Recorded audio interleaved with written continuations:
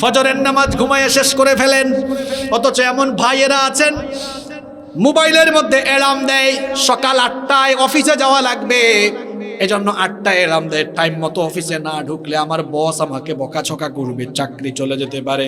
আহারে, চাকরি রক্ষার জন্য বসের ভয়ে মোবাইলে অ্যালার্ম দিয়ে ঘুম থেকে 8টায় উঠতে পারে, কিন্তু জাহান্নাম থেকে বাঁচার জন্য আল্লাহর ভয়ে এই ফোনে ভোর 5টায় অ্যালার্ম দিয়ে উঠতে পারে না। বুঝা গেল এই মানুষটার অন্তরে বসের ভয় বেশি, আল্লাহর ভয় কম। আমাদের অন্তরে কার ভয় থাকবে সবচাইতে বেশি? যাদের হৃদয়ে আছে আল্লাহর ভয়, তারা কভু পথ ভুলে যায় না।